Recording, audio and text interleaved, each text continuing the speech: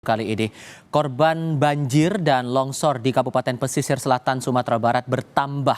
Hingga Sabtu siang, tim gabungan berhasil mengevakuasi 14 korban meninggal dunia. Sementara di Kabupaten Padang Pariaman, dilaporkan 3 orang meninggal akibat bencana banjir dan longsor, sehingga total sementara ada 17 orang meninggal akibat bencana alam di sana. Menyedihkan dan memilukan sekali pesisir selatan.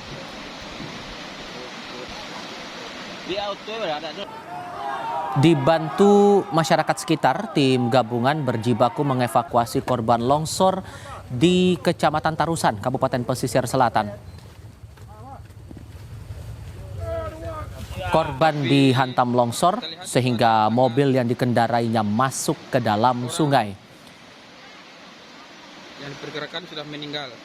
Tidak hanya satu mobil, akibat longsor itu 3 unit mobil dan 1 pengendara sepeda motor terseret ke sungai. 7 orang berhasil dievakuasi dalam kondisi meninggal dunia.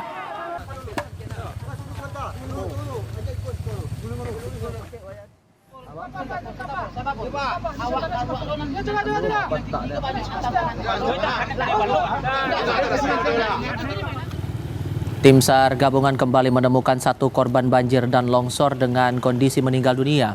Korban berusia 54 tahun ditemukan meninggal akibat tertimpa longsor. Dengan demikian, korban meninggal akibat banjir dan tanah longsor sebanyak 17 orang. Sementara petugas masih mendata korban hilang. Akses sulit dan jalan sempit menyebabkan petugas kesulitan mengevakuasi para korban.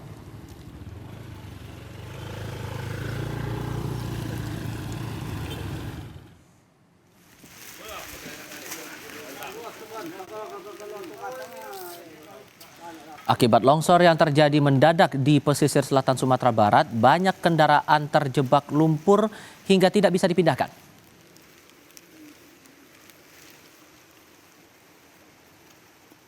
Kendaraan yang ada di jalan terjebak lumpur saat longsor terjadi.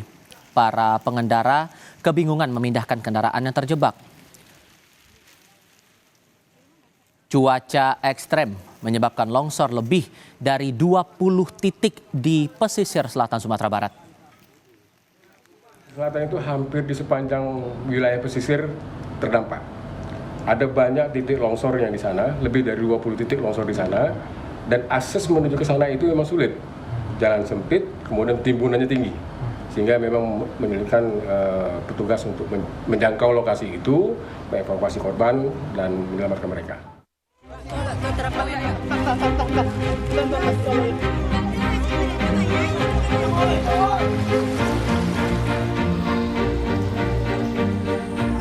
Warga Padang, Sumatera Barat tak menyangka jelang bulan suci Ramadan, musibah banjir dan tanah longsor terjadi. Cuaca ekstrim terjadi sejak Kamis sore di Kecamatan Sutra, Kabupaten Pesisir Selatan. Longsor menghantam sebuah bangunan rumah ibadah dan 14 rumah warga. Akibatnya, seorang warga ditemukan meninggal dunia, sementara 9 lainnya masih dalam pencarian. Selain longsor, cuaca ekstrim di Sumatera Barat juga menyebabkan banjir. Tim gabungan mengevakuasi korban banjir menggunakan perahu karet.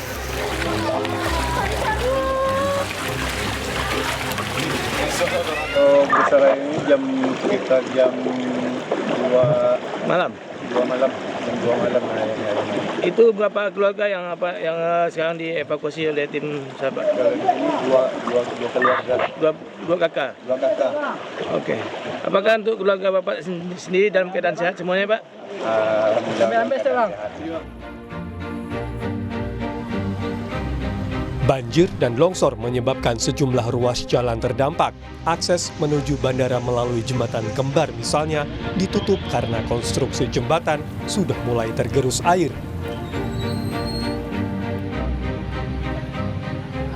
Jalan yang putus kemarin yang akses yang belum bisa dibuka itu adalah Padang Pesisir Selatan, kemudian Pesisir Selatan Bengkulu. Ada beberapa ruas jalan yang longsor dan ada juga yang putus, terutama ada jembatan yang rusak juga. Akibat longsor dan banjir, ditemukan lagi 1 korban meninggal dunia tertimbun longsor. Dengan demikian, korban hilang mencapai 8 orang. Penanganan pasca bencana, Pemda setempat menetapkan masa tanggap darurat selama 14 hari ke depan. Rio Yohanes, Kompas TV Padang, Sumatera Barat. Informasi terbaru terkait longsor dan banjir bandang di Sumatera Barat kita tanyakan langsung kepada jurnalis Kompas TV Rio Yohanes langsung dari Padang. Untuk penanganan bencana sejauh ini di sana bagaimana dan adakah penambahan total korban meninggal akibat bencana ini, Rio? Ya, Tifal dan juga saudara, hingga Sabtu siang tadi, korban banjir dan longsor di Kabupaten Pesisir Selatan. Dari laporan sementara, data sementara ke BPBD Kabupaten Pesisir Selatan. Mohon maaf Rio, saya harus potong laporan Anda. Mungkin bisa didekatkan lagi, lebih jelas lagi suara Anda dan diulang kembali apa yang terpantau sejauh ini dan bentuk penanganannya seperti apa yang dilakukan oleh petugas di sana untuk penanganan bencana. Ya, Tifal, hingga Sabtu siang itu sudah berhasil, tim gabungan sudah berhasil mengevakuasi 14 korban banjir dan longsor. Mereka diantaranya dievakuasi dari daerah Lengayang 1 orang, dari daerah Barong Balantai 7 orang, dan dari daerah Anggai itu ada 6 orang. Totalnya ada 14 orang yang sudah berhasil dievakuasi. Dan dari data sementara BPBD Kabupaten Pesisir Selatan masih ada 6 lagi yang masih dalam pencarian. Selain di Kabupaten Pesisir Selatan, itu ada juga korban di daerah Kabupaten Padang Pariaman. Ada 3 korban, 2 orang korban karena longsor dan 1 orang korban karena terseret arus sungai saat yang banjir melanda. Dan untuk penanganannya sejauh ini memang BPBD Kabupaten Pesisir Selatan itu dibantu penuh oleh BPBD Provinsi Sumatera Barat. Alat berat sudah dikerahkan untuk melakukan proses pembersihan lebih dari 20 titik longsor yang melanda di Kabupaten Pesisir Selatan. Hingga saat ini beberapa di antaranya sudah berhasil dibuka akses pembersihan material sisa longsor yang menghambat akses jalur jalan menuju ke daerah terdampak. Demikian, Tifal. Oke, untuk kondisi cuaca sendiri saat proses penanganan dilakukan, apakah masih ada tantangan tersendiri yang dihadapi oleh petugas?